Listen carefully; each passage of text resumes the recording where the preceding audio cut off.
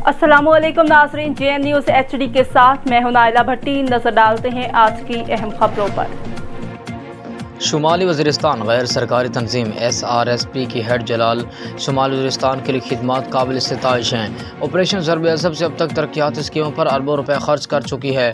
कबायली माहिदीन शुमाली वज़ीरिस्तान के कबायली माहिदीन ने शुमाली वज़ीरिस्तान में गैर सरकारी तंजीम SRSP की खिदमात को सराहते हुए ज़बरदस्त अल्फाज में खिराज तहसीन पेश किया है।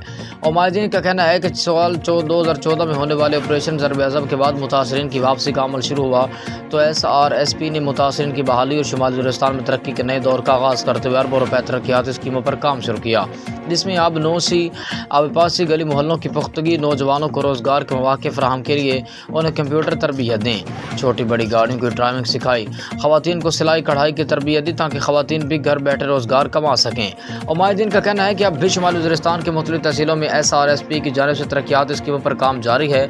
उम्मीद रखते हैं कि ये सिलसिला इस तरह जारी रहेगा।